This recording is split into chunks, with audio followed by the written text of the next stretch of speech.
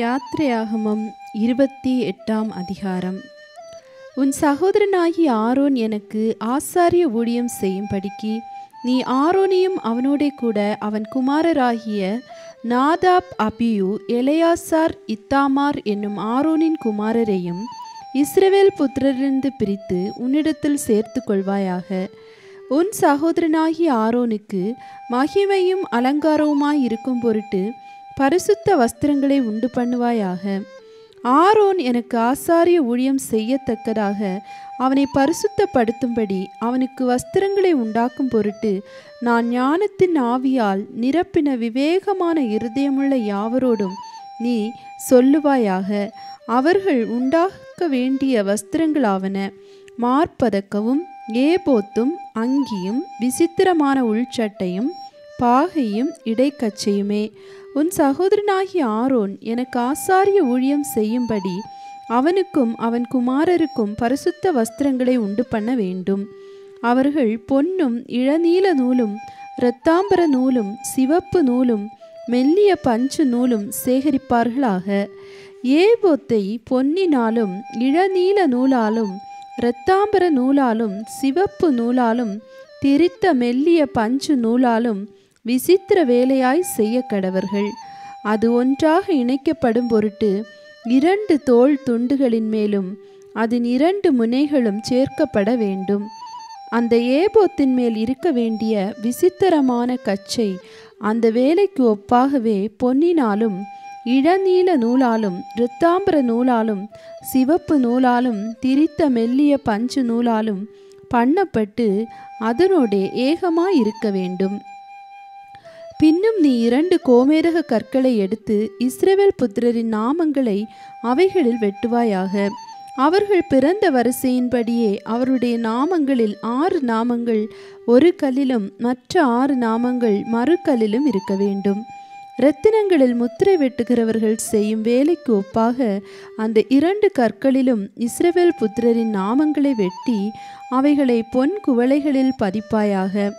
Aaron கர்த்தருக்கு முன்பாக தன் 2 தோள்களின் மேலும் இஸ்ரவேல் புத்திரரின் நாமங்களை ஞாபக குறியாக சுமந்து வர அந்த 2 கற்களையும் ஏபோத்து தோள்களின் மேல் அவர்களை நினைக்கும்படியான கற்களாக வைக்க கடவாய். பொன்னினால் வளையங்களை பண்ணி சரியான அளவுக்கு பின்னல் வேலையான 2 சங்கிலிகளையும் பசும் பொன்னினால் உண்டாக்கி அந்த சங்கிலிகளை அந்த வளையங்களில் பூட்டுவாயாக. நியாயவிதி மார்பரக்கத்தையும் விசித்திர வேலையாய் செய்வாயாக. அதை ஏபோத்து வேலைக்கு ஒப்பாக பொன்னினாலும் இளநீல நூலாலும் இரத்தாம்பர நூலாலும் சிவப்பு நூலாலும் திரித்த மெல்லிய பஞ்சு நூலாலும் செய்வாயாக.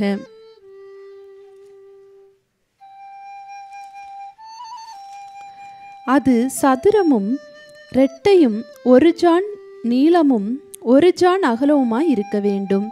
அதிலே 4 பத்தி இரத்தின கற்களை நிறைய பதிப்பாயாக. 1ஆம் பத்தி பத்மராகமும் புஷ்பராகமும் மாணிக்கமும், 2ஆம் பத்தி மரகதமும் இந்திரநீலமும் வஜ்ரமும், 3ஆம் பத்தி கெம்பும் வைடூரியமும் சுகந்தியும், 4ஆம் பத்தி படிக பச்சையும் கோமேதகமும் எஸ்பியுமாய் இருப்பதாக. இவைகள் அந்தந்த பத்தியில் பொன்னினாலே பதித்திருக்க வேண்டும்.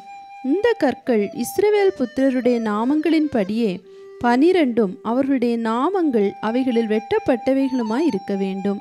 12 கோத்திரங்களில் ஒவ்வொன்றினுடைய நாமம் ஒவ்வொன்றிலே முத்திரை வெட்டாய் வெட்டியிருக்க வேண்டும்.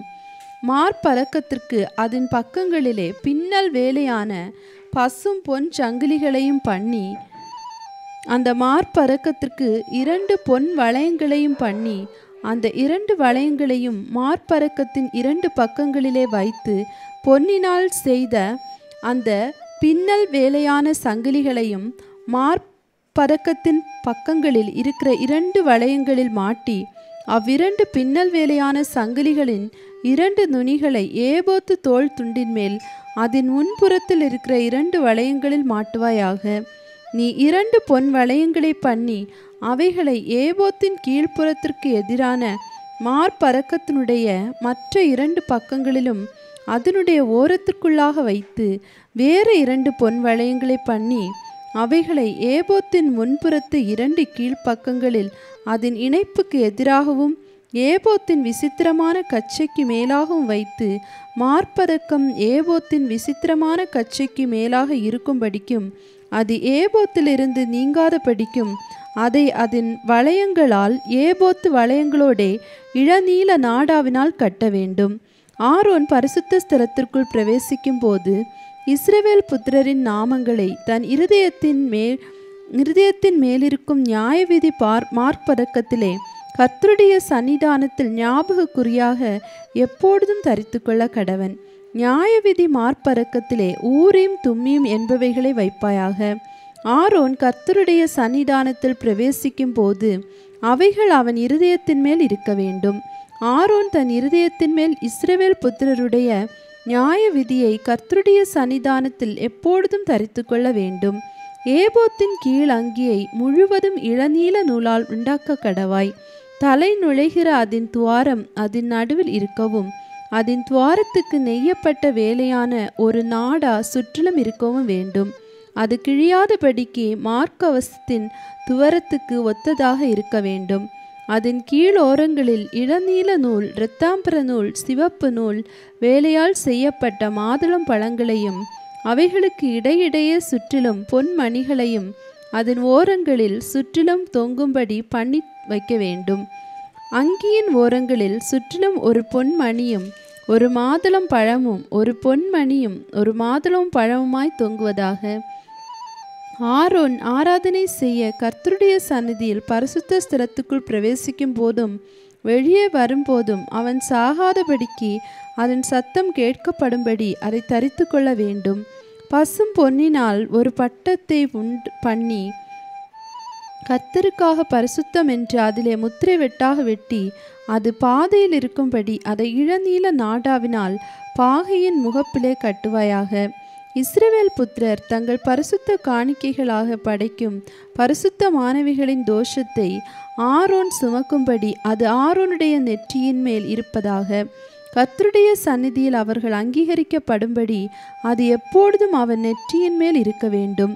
மெல்லிய பஞ்சு நூலால் விசித்திரமான உள் சட்டையையும் மெல்லிய பஞ்சு நூலால் பாகையையும் உண்டாக்கி இடைக்கச்சையை சித்திர தையல் வேலையாக பண்ணுவாயாக. ஆரோனுடைய குமாரருக்கும் மகிமையும் அலங்காரமாய் இருக்கும் பொருட்டு அங்கிகளையும் இடைக்கச்சைகளையும் குல்லாக்களையும் உண்டு பண்ணுவாயாக. உன் சகோதரனாகிய ஆரோனும் அவனோடே கூட அவன் குமாரரும் எனக்கு ஆசாரிய ஊழியம் செய்யும்படிக்கு நீ அந்த வஸ்திரங்களை அவர்களுக்கு உடுத்தி அவர்களை அபிஷேகம் செய்து அவர்களை பிரதிஷ்டை பண்ணி அவர்களை பரிசுத்தப்படுத்துவாயாக. அவர்களுடைய நிர்வாணத்தை மூடும்படிக்கு இடுப்பு தொடங்கி முழக்கால் மட்டும் உடுத்த சணல் நூல் சல்லடங்களையும் உண்டு பண்ணுவாயாக. ஆரோனும் அவன் குமாரரும் பரிசுத்த ஸ்தலத்திலே ஆராதனை செய்ய ஆசரிப்பு கூடாரத்துக்குள் பிரவேசிக்கும் போதும் பலிபீட தண்டைக்கு சேரும் போதும் அக்கிரமம் சுமந்து அவர்கள் சாகாதபடிக்கு அவைகளை தரித்திருக்க வேண்டும். இது அவனுக்கும் அவனுக்கு பின்வரும் சந்ததிக்கும் நித்திய கட்டளை. யாத்திரையாகமம் 29ஆம் அதிகாரம்.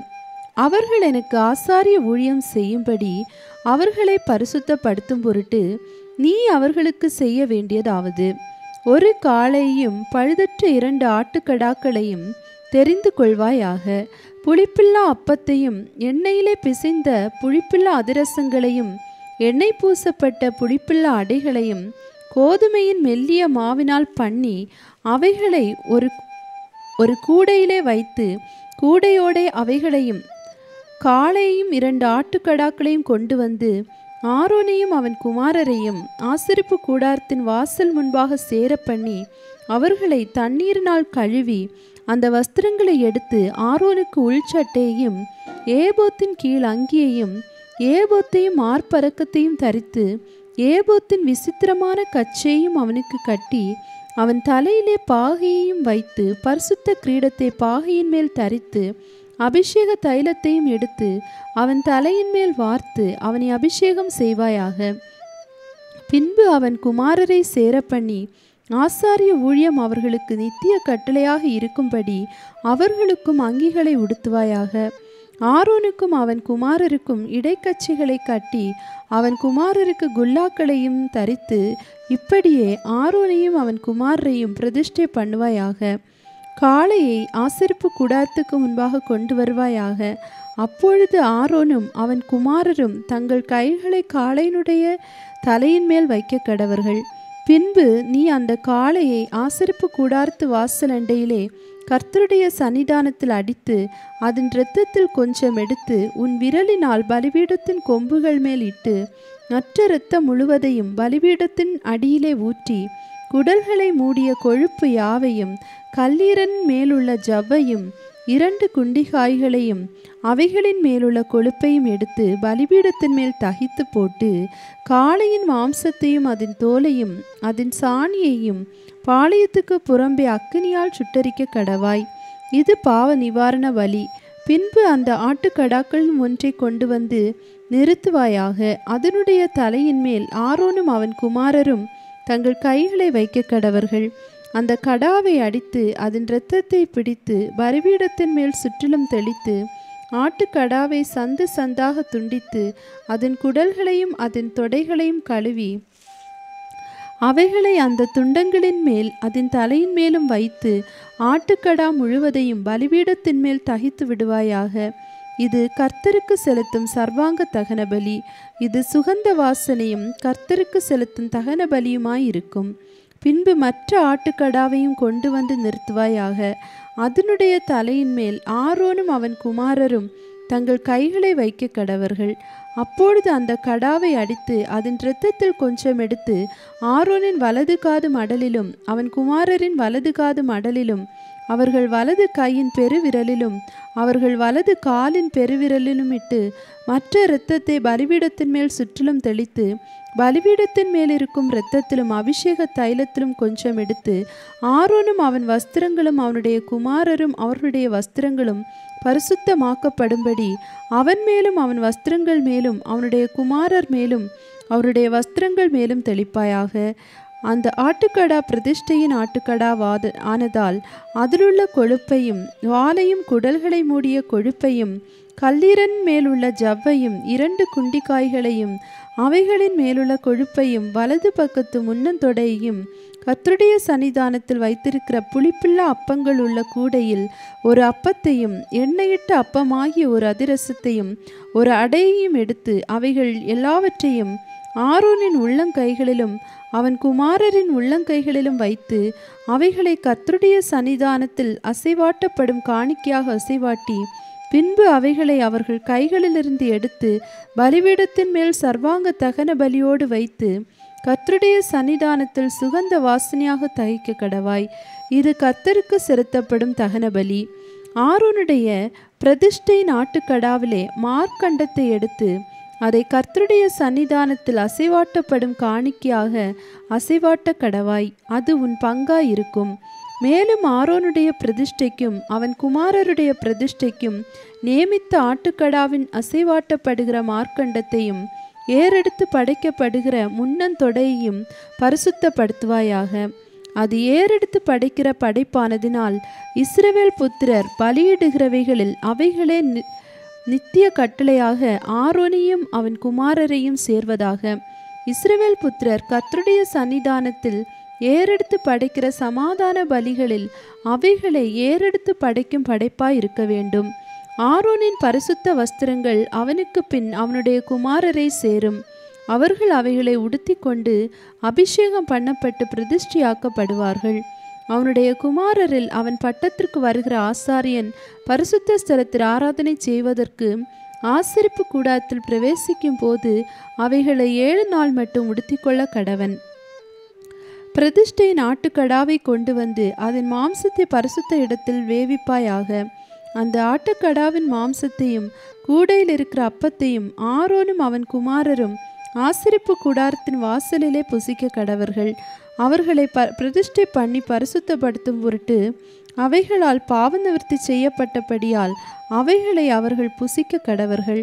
அந்நியனோ அவைகளை புசிக்க தகாது. அவைகள் பரிசுத்தமானவைகள். பிரதிஷ்டையின் மாம்சத்திலும் அப்பத்திலும் ஏதாகும் விடியற்காலம் மட்டும் மீந்திருந்ததானால் அதை அக்கினியாலே சுட்டெரிப்பாயாக. அது புசிக்கப்படலாகாது, அது பரிசுத்தமானது. இந்த பிரகாரம் நான் உனக்கு கட்டளையிட்டபடி எல்லாவற்றையும் நீ ஆரோனுக்கும் அவன் குமாரருக்கும் செய்வாயாக. 7 நாள் அளவும் நீ அவர்களை பிரதிஷ்டை பண்ணி பாவ நிவர்த்திக்காக ஒவ்வொரு நாளிலும் ஒவ்வொரு காளையை பாவ நிவாரண பலியாக பலியிட்டு பலிபீடத்துக்காக பிரயச்சித்தம் செய்த பின் அந்த பலிபீடத்தை சுத்தி செய்ய வேண்டும். அதை பரிசுத்தப்படுத்தும்படி அதை அபிஷேகம் பண்ண கடவாய். 7 நாள் அளவும் பலிபீடத்திற்காக பிராயச்சித்தம் செய்து அதை பரிசுத்தமாக்க கடவாய். பலிபீடமானது மகா பரிசுத்தமாயிருக்கும். பலிபீடத்தை தொடுகிறதெல்லாம் பரிசுத்தமாகும். பலிபீடத்தின் மேல் நீ பலியிட வேண்டியதென்னவெனில், இடைவிடாமல் ஒவ்வொரு நாளிலும் ஒரு வயதான 2 ஆட்டுக்குட்டிகளை பலியிட வேண்டும். தன் ஆட்டுக்குட்டியை காலையிலும் மற்ற ஒரு ஆட்டுக்குட்டியை மாலையிலும் பலியிடுவாயாக. ஒரு மரக்காலிலே 10 1 பங்காகினதும் இடித்து பிடிந்த கார்படி எண்ணெயிலே பிசைந்ததுமாகிய மெல்லிய மாவையும் பானபலியாக கால்படி திராட்சரசத்தையும் ஒரு ஆட்டுக்குட்டியுடனே படைப்பாயாக. மற்ற ஆட்டுக்குட்டியை மாலையிலே பலியிட்டு காலையிலே செலுத்தின போஜன பலிக்கும் பானபலிக்கும் ஒத்த பிரகாரம் அதை கர்த்தருக்கு சுகந்த வாசனையான தகன பலியாக படைக்க கடவாய். உன்னுடனே பேசும்படி நான் உங்களை சந்திக்கும் இடமாயிருக்கிற ஆசரிப்பு கூடாரத்தினுடைய வாசலாகிய கர்த்தருடைய சந்நிதியிலே உங்கள் தலைமுறை தோறும் செலுத்தப்பட வேண்டிய நித்திய சர்வாங்க தகன பலி இதுவே. அங்கே இஸ்ரவேல் புத்திரரை சந்திப்பேன்.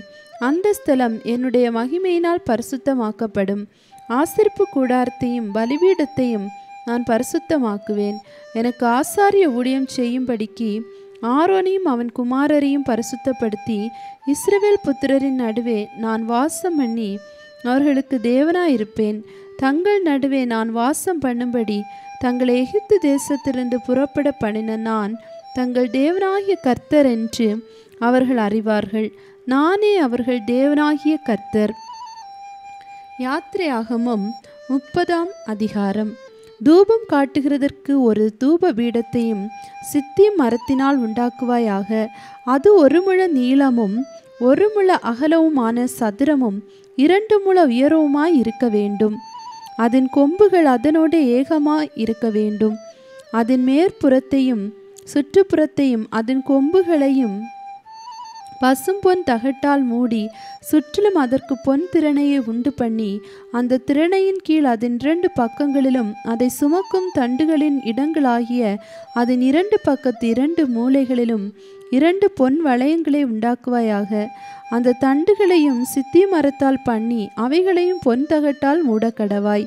சாட்சி பெட்டிக்கு முன்னிருக்கும் திரைச்சீலைக்கும் நான் உன்னை சந்திக்கும் இடமாகிய சாட்சி சந்நிதியின் மேலுள்ள கிருபாசனத்துக்கு முன்பாக அதை வைக்க கடவாய். ஆரோன் காலை தோறும் அதன் மேல் சுகந்த தூபம் காட்ட வேண்டும். மாலையில் விளக்கேற்றும் போதும் அதன் மேல் தூபம் காட்ட கடவன். விளக்குகளை விளக்கும் போதும் அதன் மேல் தூபம் காட்ட வேண்டும். உங்கள் தலைமுறை தோறும் கர்த்தருடைய சந்நிதியில் காட்ட வேண்டிய நித்திய தூபம் இதுவே. அதன் மேல் அந்நிய தூபத்தை ஆகலும் தகன பலியையாகலும் போஜன பலியையாகலும் படைக்க வேண்டாம். அதன் மேல் பான பலியை ஊற்றவும் வேண்டாம். வருஷத்தில் 1 முறை ஆரோன் பாவ நிவாரண பலியின் இரத்தத்தினால் அதன் கொம்புகளின் மேல் பிராயச்சித்தம் பண்ணுவானாக. உங்கள் தலைமுறை தோறும் வருஷத்தில் 1 முறை அதன் மேல் பிராயச்சித்தம் பண்ணுவானாக. அது கர்த்தருக்கு மகா பரிசுத்தமானது என்றார். பின்னும் கர்த்தர் மோசேயை நோக்கி, நீ இஸ்ரவேல் புத்திரரை அவர்கள் இலக்கத்தின்படி கணக்கு பார்க்கும் பொருட்டு அவர்களை எண்ணும் போது அவர்களுக்குள்ளே ஒரு வாதை உண்டாகாதபடிக்கு அவர்களில் ஒவ்வொருவனும் எண்ணப்படும் சமயத்தில் தன் ஆத்துமாவுக்காக கர்த்தருக்கு மீட்கும் பொருளை கொடுக்க கடவன். எண்ணப்படுகிறவைகளின் தொகையிலே சேருகிற ஒவ்வொருவனும் பரிசுத்த ஸ்தலத்து சேக்கல் கணக்கின்படி அரை சேக்கல் கொடுக்க வேண்டும். 1 சேக்கலுக்கு 20 கேரா. கர்த்தருக்கு செலுத்தப்படுவது அரை சேக்கல். எண்ணப்படுகிறவைகளின் தொகையினே சேருகிற 20 வயது முதற்கொண்டு அதற்கு மேற்பட்ட ஒவ்வொருவனும் அதை கர்த்தருக்கு செலுத்த வேண்டும். உங்கள் ஆத்துமாக்களுக்காக பாவ நிவர்த்தி பண்ணும்படி நீங்கள் கர்த்தருக்கு காணிக்கை செலுத்தும் போது ஐஸ்வர்யவான் அரை சேக்கலுக்கு அதிகமாய் கொடுக்கவும் வேண்டாம், தரித்திரன் அதற்கு குறைவாக கொடுக்கவும் வேண்டாம். அந்த பாவ நிவர்த்தி பணத்தை நீ இஸ்ரவேல் புத்திரர் கையில் வாங்கி அதை ஆசரிப்பு கூடாரத்தின் திருப்பணிக்கு கொடுப்பாயாக. அது கர்த்தருடைய சந்நிதியில் உங்கள் ஆத்துமாக்களுக்காக பாவநிவர்த்தி செய்யும் பொருட்டு இஸ்ரவேல் புத்திரருக்கு ஞாபகக்குறியாய் இருக்கும் என்றார். பின்னும் கர்த்தர் மோசேயை நோக்கி, கழுவுகிறதற்கு வெண்கலத்தால் ஒரு தொட்டியையும் வெண்கலத்தால் அதன் பாதத்தையும் உண்டாக்கி அதை ஆசரிப்பு கூடாரத்திற்கும் பலிபீடத்திற்கும் நடுவே வைத்து அதிலே தண்ணீர் வார்ப்பாயாக. அதனிடத்தில் ஆரோனும் அவன் குமாரரும் தங்கள் கைகளையும் தங்கள் கால்களையும் கழுவ கடவர்கள். அவர்கள் ஆசரிப்பு கூடாரத்திற்குள் பிரவேசிக்கும் போதும் கர்த்தருக்கு தகனத்தை கொளுத்தவும் பலிபீடத்தினிடத்தில் ஆராதனை செய்யவும் சேரும் போதும் அவர்கள் சாகாதபடிக்கும் தண்ணீரினால் தங்களை கழுவ கடவர்கள். அவர்கள் சாகாதபடிக்கு தங்கள் கைகளையும் தங்கள் கால்களையும் கழுவ கடவர்கள். இது தலைமுறை தோறும் அவனுக்கும் அவன் சந்ததியாருக்கும் நித்திய கட்டளையாயிருக்கும் என்றார்.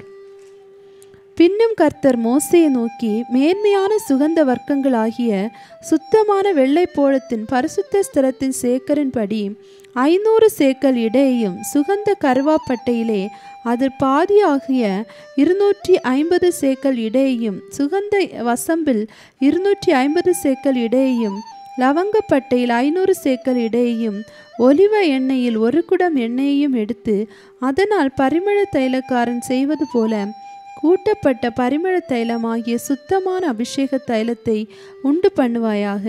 அது பரிசுத்த அபிஷேக தைலமாய் இருக்க கடவது. அதனாலே ஆசரிப்பு கூடாரத்தையும் சாட்சி பெட்டியையும் மேஜையையும் அதன் பனிமுட்டுகள் எல்லாவற்றையும் குத்துவிளக்கையும் அதன் கருவிகளையும் தூபபீடத்தையும் தகன பலிபீடத்தையும் அதன் பனிமுட்டுகள் எல்லாவற்றையும் தொட்டியையும் அதன் பாதத்தையும் அபிஷேகம் பண்ணி அவைகள் மகா பரிசுத்தமாய் இருக்கும்படிக்கு அவைகளை பரிசுத்தப்படுத்துவாயாக. அவைகளை தொடுகிறதெல்லாம் பரிசுத்தமாய் இருக்கும். ஆரோனும் அவன் குமாரரும் எனக்கு ஆசாரிய ஊழியம் செய்யும்படிக்கு நீ அவர்களை அபிஷேகம் பண்ணி அவர்களை பரிசுத்தப்படுத்துவாயாக. இஸ்ரவேல் புத்திரரோடே நீ பேசி சொல்ல வேண்டியதாவது, உங்கள் தலைமுறை தோறும் இது எனக்குரிய பரிசுத்த அபிஷேக தைலமாய் இருக்க வேண்டும். இது மனிதருடைய சரீரத்தின் மேல் வார்க்கப்படலாகாது. இது செய்யப்பட்ட முறையின்படி அவர்கள் வேறொரு தைலத்தை செய்யவும் கூடாது. இது பரிசுத்தமானது. இது உங்களுக்கு பரிசுத்தமாய் இருப்பதாக. இந்த முறையின்படியே தைலம் கூட்டுகிறவனும் அதில் எடுத்து அந்நியன் மேல் வார்க்கிறவனும் தன் ஜனத்தில் இராதபடிக்கு அற்புண்டு போக கடவன் என்று சொல் என்றார். இன்னும் கர்த்தர் மோசேயை நோக்கி, சுத்த வெள்ளை போளமும் குங்கிலியமும் அல்பான் பிசினும் ஆகிய கந்த வர்க்கங்களையும் சுத்தமான சாம்பிராணியையும் நீ சம நிறையாக எடுத்து தைலக்காரன் செய்கிறது போல அதற்கு பரிமள வெற்றி துப்புரவான பரிசுத்த தூபவர்க்கமாக்கி அதில் கொஞ்சம் எடுத்து பொடியாக இடித்து நான் உன்னை சந்திக்கும் ஆசரிப்பு கூடாரத்தில் இருக்கும் சாட்சி சந்நிதியில் வைப்பாயாக. அது உங்களுக்கு மகா பரிசுத்தமாய் இருக்க கடவது. இந்த தூப வர்க்கத்தை நீ செய்ய வேண்டிய முறையின்படி உங்களுக்காக செய்து கொள்ளலாகாது. இது கர்த்தருக்கென்று உனக்கு பரிசுத்தமாய் இருப்பதாக. இதற்கு ஒப்பானதை முகருகிறதற்காக செய்கிறவன் தன் ஜனத்தில் இராதபடி அற்புண்டு போக கடவன் என்றார்.